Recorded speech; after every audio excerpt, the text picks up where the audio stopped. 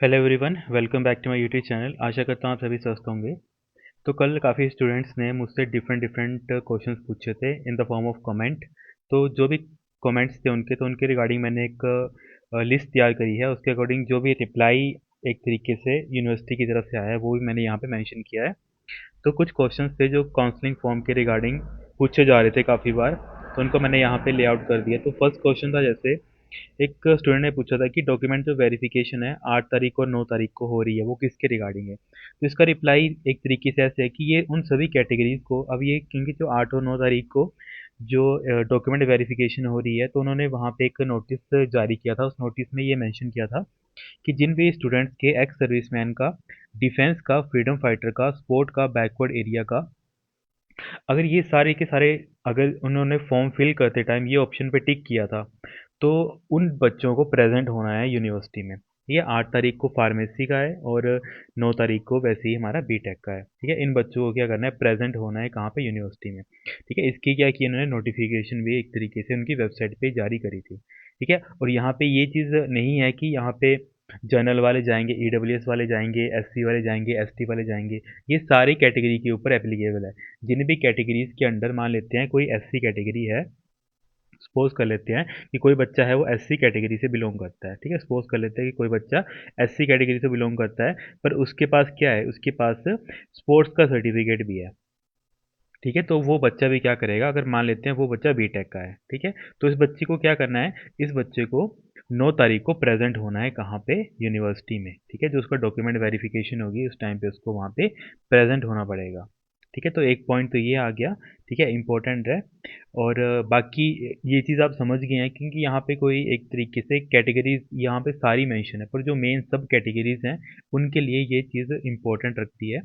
और इम्पोर्टेंट मैंने आपको ये चीज़ बता दी कि कौन कौन सी सब कैटेगरी जिनके पास, आपके पास ये सर्टिफिकेट हैं, एक्स सर्विसमैन का, डिफेंस का, फ्रीडम फाइटर का, स्पोर्ट का, बैकवर्ड एरिया का। अगर आपके पास ये सर्टिफिकेट्स हैं और आप किसी भी कैटेगरी से बिलोंग करते हो, तो आपको क्या करना है, अपना जो डिज़ायर्ड डेट है उसके अकॉर्डिंग आपको क्या करना है, यूनिवर्सिटी में प्रेजेंट होना है। ठीक है, जैसे मेजोरिटी जो बी फार्मेसी है वो 8 तारीख को है, और जो बी टेक है उनकी 9 तारीख को है। ठीक है, फर्स्ट पॉइंट तो ये था जो स्टूडेंट की तरह पूछा गया था।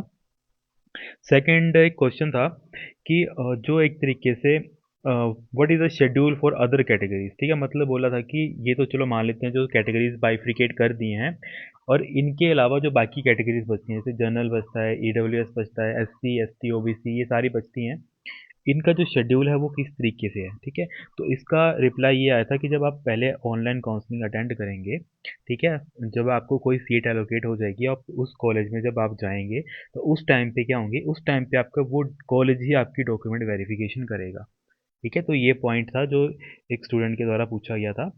फिर उसके अलावा जो थर्ड क्वेश्चन था वो पूछा गया था, what is the fee for the counselling after a seat is allocated.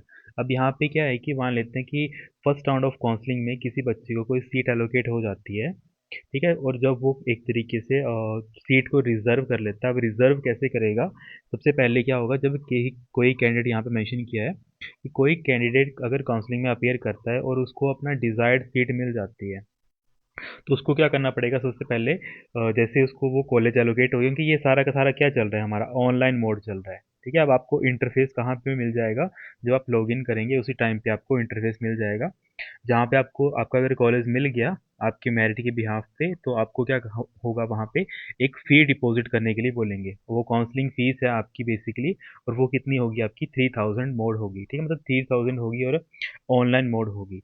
अब ये 3000 ऐसा नहीं है कि आपके 3 राउंड हैं तो आपको तीनों बार 3,000 देने हैं।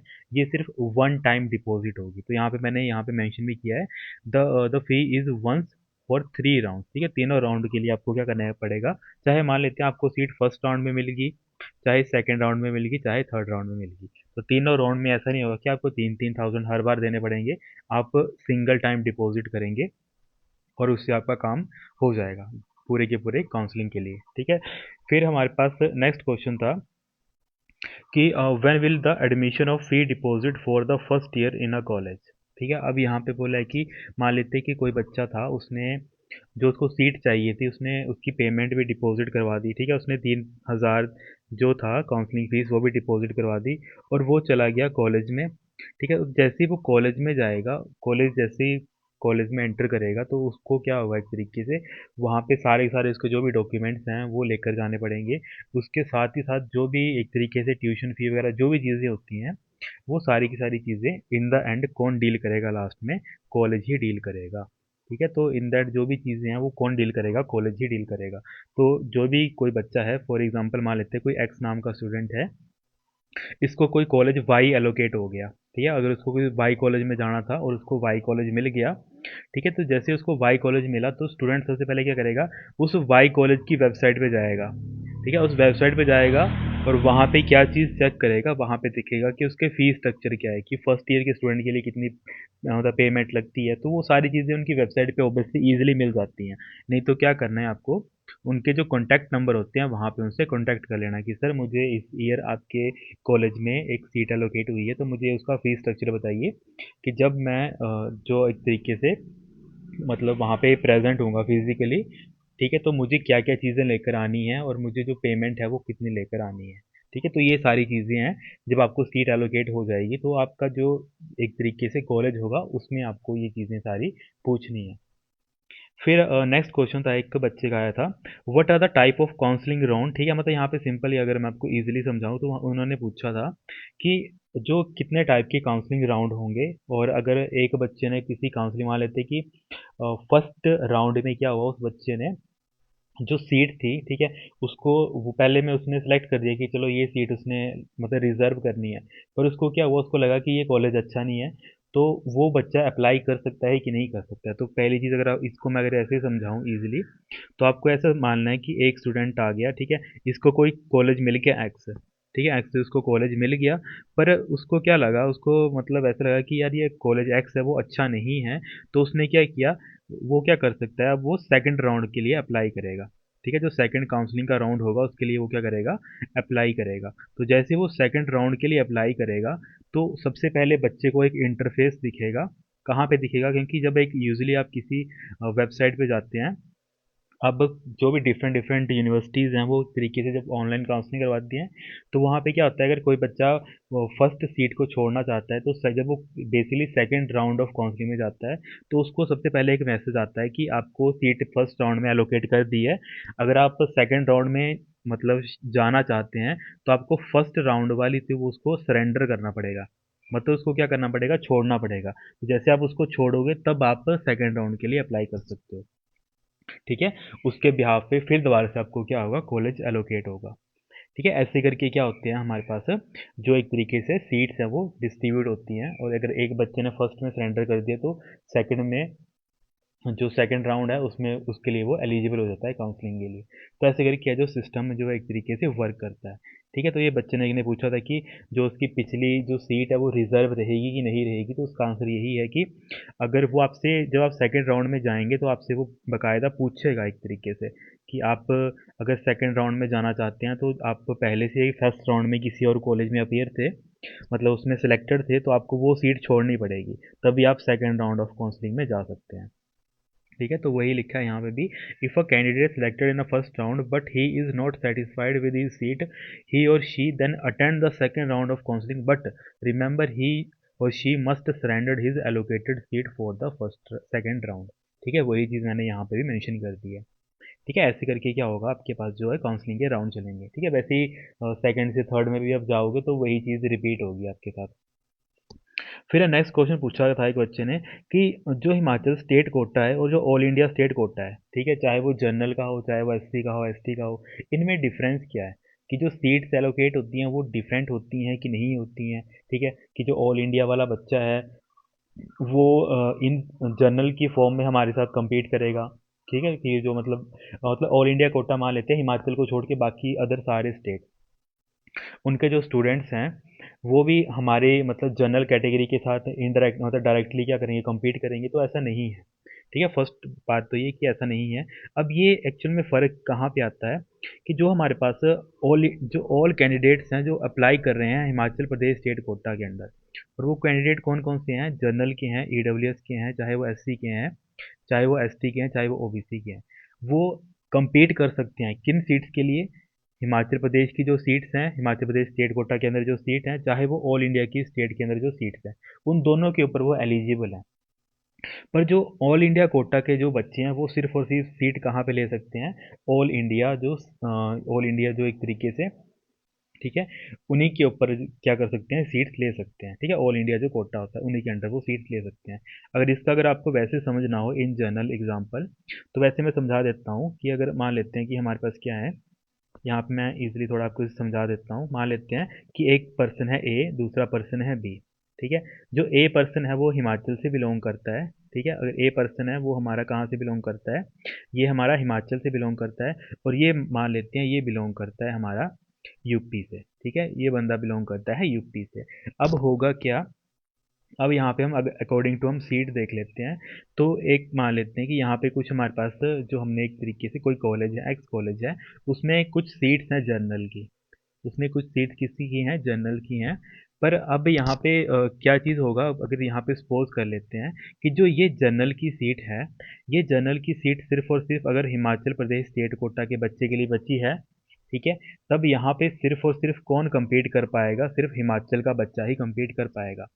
पर दूसरी तरफ एक कंडीशन और आती है कि अगर यहाँ पे कोई सीट है और वो सीट किसके अंदर है, ऑल इंडिया कोटा के अंदर है, तो यहाँ पे क्या चेंज हो जाएगा कि यहाँ पे एक तो ऑल इंडिया के बच्चे सारे compete करेंगे इस सीट के लिए, प्लस एक्स्ट्रा कौन बच्चे ऐड हो जाएंगे यहाँ पे, हिमाचल प्रदेश स्टेट कोटा के। तो ये मेन डिफरेंस है दोनों में, कि यहाँ पे जो हिमाचल प्रदेश स्टेट कोटा के बच्चे हैं वो ऑल इंडिया स्टेट कोटा के साथ और हिमाचल प्रदेश स्टेट कोटा के साथ दोनों के साथ compete करेंगे। पर जो ऑल इंडिया कोटा वाले बच्चे होंगे वो सिर्फ और सिर्फ अपनी सीट के लिए ही क्या करेंगे, compete करेंगे, ठीक है। तो ये डिफरेंस था दोनों में, जो एक बच्चे ने मेरे से पूछा था, तो इसके रिगार्डिंग यहाँ पे ये क्लैरिफिकेशन आती है, ठीक है। तो यहाँ पे बस वही चीज़ लिखी है कि ऑल इंडिया के जो कैंडिडेट्स होंगे वो एलिजिबल होंगे fill seats for both Himachal Pradesh state quota and all India quota. पर जो कैंडिडेट हैं जिन्होंने basis of all India quota ही वो फिल किया है, तो वो सिर्फ ऑल इंडिया कोटा सीट्स के ऊपर ही अप्लाई कर सकते हैं। फिर नेक्स्ट क्वेश्चन था कि जो आपका एक तरीके से स्पोर्ट राउंड आता है। अब स्पोर्ट राउंड कब आता है, जब मान लेते हैं काउंसलिंग के बाद कुछ कॉलेजेस में सीट्स बच जाती हैं, चाहे वो अंडर ग्रेजुएट की हैं चाहे वो पोस्ट ग्रेजुएट की हैं, तो उनको जो सीट्स एलोकेट होती है मेरिट बेस पे, ठीक है। अब मेरिट बेस पे कैसे, जैसे मान लेते हैं कि जिसने ग्रेजुएशन करनी है तो उसके 12th के मार्क्स देखेंगे, जिसने पोस्ट ग्रेजुएशन करनी है उसके ग्रेजुएशन के मार्क्स देखेंगे, ठीक है। उसी बिहाफ पे जो लेटर एंट्री होती है उनके क्या होता है, डिप्लोमा के मार्क्स देखे जाते हैं। तो जो उनका होगा वो मतलब एक तरीके से उनकी पेमेंट कितनी होगी, तो याद रखना जो सबसे पहले जो आपकी पेमेंट कटेगी वो आपकी स्पोर्ट राउंड के लिए कटेगी, कितनी, 1600 रुपये, ठीक है, क्योंकि अभी 2025 के अकॉर्डिंग 1600 है, तो आपकी सबसे पहले 1600 रुपये कटेंगे। दूसरा सेकंड आपके 3000 कब कटेंगे, ये 3000 आपके कटेंगे जब आपको कोई कॉलेज एलोकेट हो जाएगा। जैसे अभी आपने काउंसलिंग में देखा कि अब काउंसलिंग के लिए भी आपको 3000 रुपये मतलब एक तरीके से देने पड़ रहे थे, तो वैसे ही जब आपको कोई कॉलेज एलोकेट हो जाएगा, ठीक है, तब आपको क्या होगा, उस टाइम पे भी आपको 3000 रुपये देने पड़ेंगे, ठीक है। तो टोटल आपके कितने बन जाएंगे, 4600 रुपये बन जाएंगे, जो भी स्पोर्ट राउंड के बच्चे होंगे, ठीक है, क्योंकि ये डाउट पूछा गया था तो मैंने इसके रिगार्डिंग भी आपको यहाँ पे बता दिया। फिर नेक्स्ट जो डाउट पूछा गया था कि जो कुछ बच्चे हैं वो क्या कर रहे हैं कि अभी जो एक तरीके से राउंड चल रहा है वहाँ पे पोस्ट ग्रेजुएशन के बच्चे फिल कर सकते हैं।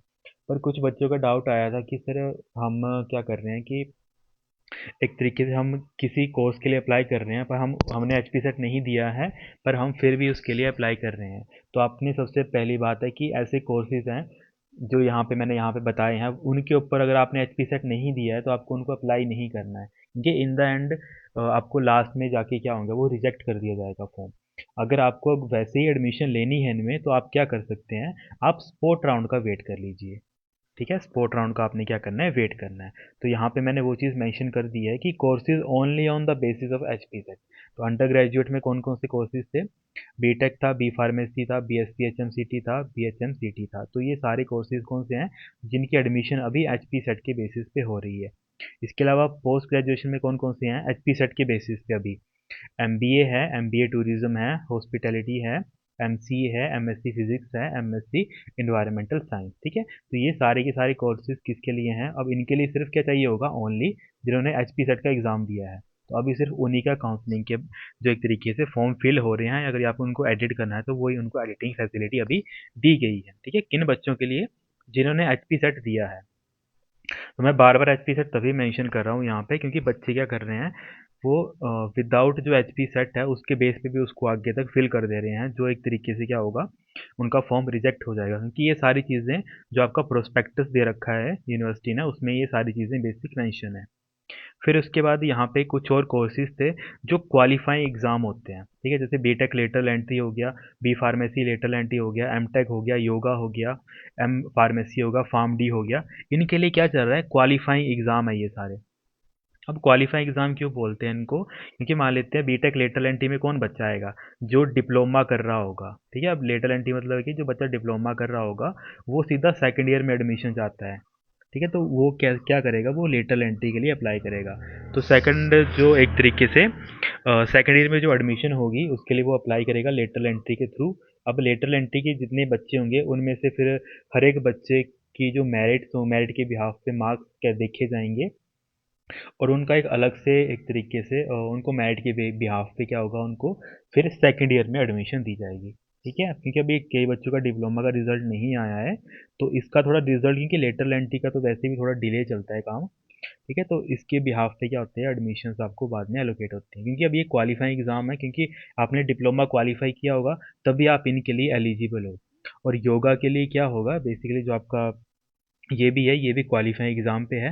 और जो आपका एम टेक है, एम टेक मतलब बी टेक के बच्चे हैं, अभी एम टेक में कौन एडमिशन लेंगे, सिर्फ बी टेक के बच्चे, ठीक है। मान लेते हैं कि मेरे पास 3 बी टेक के बच्चे आए, एक के नंबर थे 10, दूसरे के नंबर 9 थे और तीसरे के नंबर मेरे 8 थे। अब मान लेते हैं एम टेक में मेरे पास सीटें थी 2, है ना। तो अब आपको सभी को यहाँ पे इन जनरल दिख रहा होगा किन बच्चों को सीट्स मिलेंगी, जिसका नंबर 10 है और जिसके नंबर 9 है, तो इन दोनों को सीट्स वहाँ पे मिल जाएंगी, क्योंकि यहाँ पे ये क्या है, क्वालिफाइंग एग्ज़ाम है, क्योंकि इन इन सभी बच्चों के बीटेक में मार्क्स कितने थे, किसी के 8 थे, किसी के 10 थे, किसी के 9 थे। तो हम जब मेरिट बनाते हैं, जैसे या फिर कोई भी यूनिवर्सिटी जो एक तरीके से मेरिट तैयार करती है, तो अब यहाँ पे सबसे पहले कैसे देखते हैं हम, इन जनरल अगर ह्यूमन भी देखें तो ह्यूमन क्या बोलता है कि जिसके नंबर ज़्यादा हैं ओब्वियसली उन्हीं को सीट पहले प्रेफर करते हैं। तो 9 और 10 को क्या मिल जाएंगी, एम टेक में सीट्स मिल जाएंगी, पर जो 8 मार्क्स वाला बच्चा होगा इसको सीट एलोकेट नहीं होगी, ठीक है। इसी इसी के बिहाफ पे क्या चलते हैं हमारे पास, तो एक तरीके से राउंड चलते हैं, ठीक है। यहाँ पे आप ये चीज़ समझ के होगी क्वालिफाइंग एग्जाम कैसे होता है। फिर हमारे पास कुछ जो यहाँ पे बस यही था, एच पी सेट के अलावा जो हमारे पास एच पी सेट में बी टेक था, तो बी टेक में एक तो हमारे पास एच पी सेट के बेस पे बच्चे भर रहे थे, दूसरा किस पे भर रहे थे बच्चे, वो भर रहे थे जेई मेंस के बेस पे, ठीक है। तो यहाँ पे कुछ ये 2 चीज़ें थी, तो मैंने यहाँ पे ये दोनों मेंशन कर दी, ठीक है। तो यहाँ पे ये सारे डाउट थे जो बच्चों को आ रहे थे। तो इसके अलावा अगर आपको कोई और डाउट होता है तो मुझे वो नीचे कमेंट कर देना। बाकी जितना हो सके तो मैं आपकी उतना क्लैरिफाई करने की जरूर मतलब कोशिश करूँगा, ठीक है। और इसके अलावा कुछ भी डाउट आता है और आता है, मुझे नीचे क्या करना है, आपने नीचे कमेंट कर देना इसके रिगार्डिंग, ठीक है। बाकी कुछ भी होता है, बाकी जो भी आपके डाउट हैं उसको मैं जल्दी से जल्दी क्लैरिफाई करने की कोशिश करूँगा, ठीक है। चाहे मुझे यूनिवर्सिटी में बात करनी पड़े, चाहे किसी और से बात करनी पड़े, तो ये सारी चीज़ें मैं आपको क्लैरिफाई करके बता दूंगा, ठीक है students. Thank you so much.